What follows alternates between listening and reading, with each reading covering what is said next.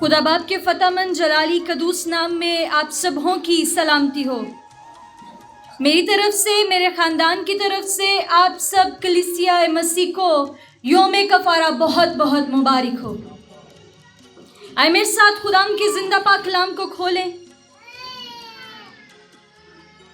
مقدس لوکا طبیب کی معرفت، یسوع مسیح کی لکھوائی ہوئی انجیل مقدسہ، اس کا 23 باب اور اس کی 39ویں آیت سے پڑھیں گے۔ یوں لکھا ہے، پھر جو بدکار صلیب پر لٹکائے گئے تھے ان میں سے ایک اس سے یوں تانا دینے لگا کہ کیا تو مسیح نہیں؟ تو اپنے آپ کو اور ہم کو بچا۔ مگر دوسرے نے اسے جھڑک کر جواب دیا، کیا تو خدا سے بھی نہیں ڈرتا؟ حالانکہ اسی سزا میں گرفتار ہے، اور ہماری سزا تو واجبی ہے کیونکہ اپنے کاموں کا بدلہ پا رہے ہیں، لیکن اس نے کوئی بیجا کام نہیں کیا۔ پھر اس نے اس سے کہا، اے یسوع، جب تو اپنی بادشاہی میں آئے تو مجھے یاد کرنا۔ اس نے اس سے کہا، میں تجھ سے سچ کہتا ہوں کہ تو آج ہی تو میرے ساتھ فردوس میں ہوگا۔ خدا کے پاک کلام کے پڑھے اور سنے جانے پر خدا کی برکت ہو، اور جماعت کہے آمین، ہاللویا۔ یہ جو کلمہ میں آپ کے ساتھ بیان کرنے والی ہوں، یہ مسیح یسوع کا دوسرا کلمہ ہے جو میرے اور آپ کے مسیحا نے، پاک تثلیث کے دوسرے اخنوم نے اپنی پاک مبارک، اپنی زبان اقدس سے فرمایا، اور ان باتوں پر غور کرنا ہمارے لیے بے حد ضروری بات ہے۔ جا رہا ہے وہ میرے اور آپ کے لیے قربان ہونے کو، اس طرح جیسے بھیڑ بال کترنے والے کے پاس جاتی ہے، اس طرح جیسے برہ قربان ہونے کے لیے جا رہا ہے، باوجود اس کے میرا اور آپ کا مسیحا نجات دے رہا ہے، ہاللویا۔ باوجود اس کے وہ جو کہہ رہا ہے وہ ہو رہا ہے۔ یہاں پر ہم دیکھتے ہیں یہ جو کلمہ ہے، یہ صبح 9 سے دوپہر 12 بجے کے درمیان میرے مسیحا نے اپنی زبان اقدس سے فرمایا۔ اور اگر یہ پہلی آیت سے ہم دیکھیں 39ویں آیت سے، تو لکھا ہے، پھر جو بدکار صلیب پر لٹکائے گئے تھے ان میں سے ایک اس کو یوں تانا دینے لگا۔ اور یہ سایہ 43:12 میں اس بارے میں پیشین گوئی بھی ہمیں ملتی ہے کہ اور وہ خطا کاروں کے ساتھ شمار کیا گیا، چونکہ اس کے اندر کوئی گناہ موجود نہیں تھا، بے عیب برہ تھا وہ، لیکن وہ تمام دنیا کے گناہوں کو اپنے اوپر لیے ہوئے تھا۔ اب اس کے دائیں بائیں ڈاکوؤں کو صلیب دیا گیا ہے، اور درمیان میں بادشاہوں کا بادشاہ جو میرا اور آپ کا مسیحا، وہ چپ چاپ صلیب پر لٹکا ہوا ہے۔ اب وہ جو دائیں بائیں کے ڈاکو ہیں وہ آپس میں گفتگو کرنا شروع کرتے ہیں، اور پہلا ڈاکو کیا کہتا ہے؟ اس کو تانا دیتا ہے کہ کیا تو مسیح نہیں؟ اپنے آپ کو بھی بچا اور ہمیں بھی بچا۔ 3.5 سال پہلے بھی ابلیس نے اسی طرح سے میرے اور آپ کے مسیحا کو آزمایا تھا کہ ان پتھروں سے کہ روٹیاں بن جائیں۔ ہیکل کے کنگرے پر لے گیا اور کہا کہ یہاں سے خدا کا اپنے فرشتوں کو حکم دے گا، وہ تجھے اپنے ہاتھوں پر اٹھا لیں گے، اور طرح بطرح سے اس کو آزمائش میں ڈالنے کی کوشش کی۔ یہاں پر بھی یہ ہو رہا ہے۔ ایک بار پھر صلیب پر بھی مسیحا کو بخشا نہیں گیا، بلکہ اس کی آزمائش جاری ہے۔ اور یہاں پر کیا کہتا ہے ڈاکو؟ کہ اپنے آپ کو بھی بچا اور ہمیں بھی بچا۔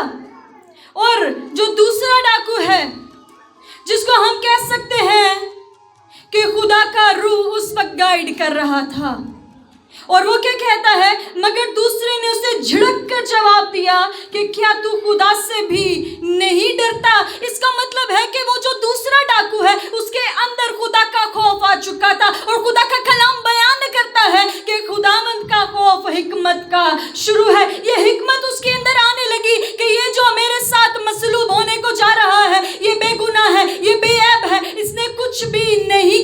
है और वो उसको झिड़कता है और उसे कहता है कि हम तो अपने कामों की सजा पा रहे हैं, हमने तो जो गुनाह किए, जो क्राइम्स हमने किए हैं, हम उनकी वजह से आज यहाँ पर मसलूब हो रहे हैं। लेकिन इसने कभी कुछ भी नहीं किया, कोई गुनाह इसने नहीं किया है।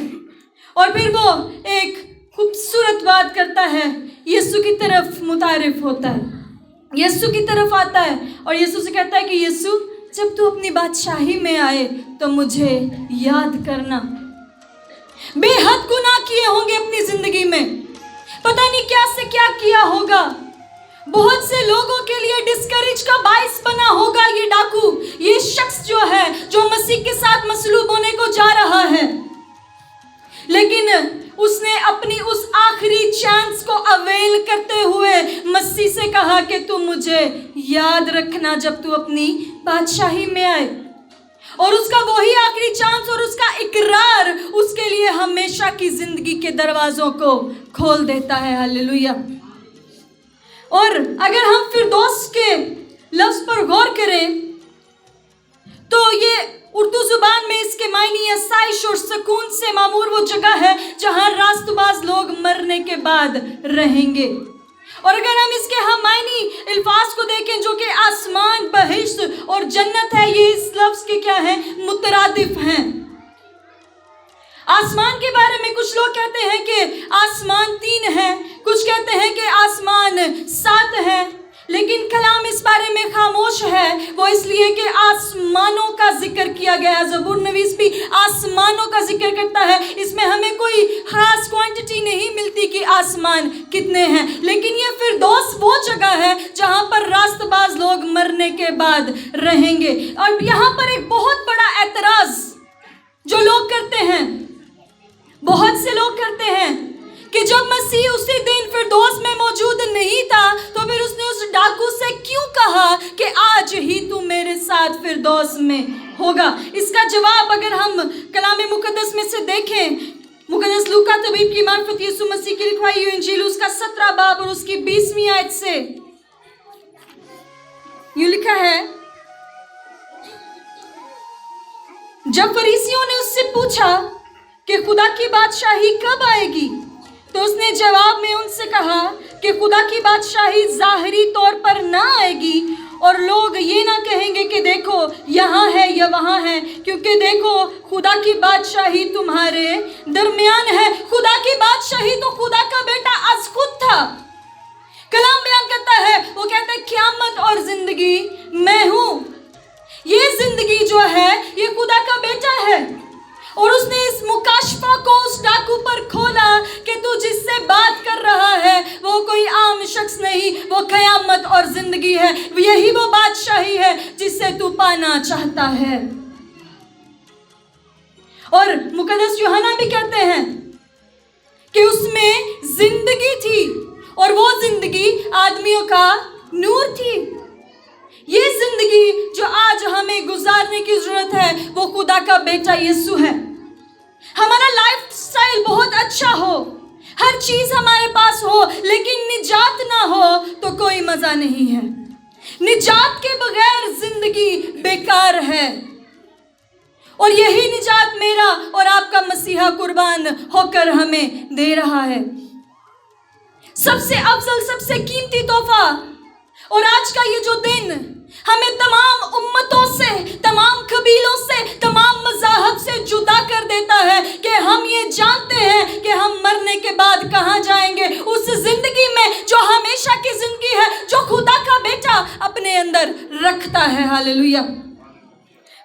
यहाँ पर अगर हम गौर करें इस डाकू की आखिरी 3 बातों पर सिर्फ हम गौर करेंगे कि उसमें सबसे पहले खुदा का खौफ आ गया।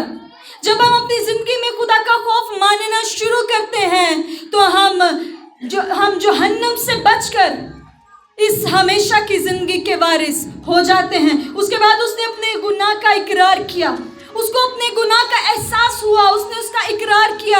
हम भी कई बार अपने आप को जानते हैं, परखते हैं, लेकिन हम ये हिम्मत नहीं करते कि हम इस बात का इकरार करें। हम अपने गुनाहों का इकरार करके खुदा की पाक हजूरी में आए, क्योंकि यकीनन मसीह के पास आना तौबा कहलाता है, और ये वो तौबा है जो कभी भी दोबारा वापस हम नहीं लौटते।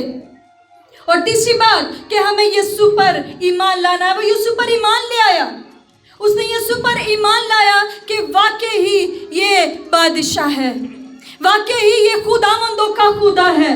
कलाम बयान करता है, तू ईमान ला तो तू और तेरा घराना निजात पाएगा। आज यकीनन वो हमसे भी कहता है, और हमें भी उससे कहना है, रिमेंबर मी लॉर्ड। यही वो दिन है, यही वो वक्त है जब हमें उससे कहें कि खुदा, मैंने अपनी ज़िंदगी को तुझे ना दिया, मैंने गफलत में ज़िंदगी गुजारी, लेकिन अब मैं अपनी ज़िंदगी को तुझे देती हूँ, तुझे देता हूँ। तू जब अपनी बादशाही में आए तो मुझे याद करे। आमीन। खुदा इस कलाम के वसीला से आपको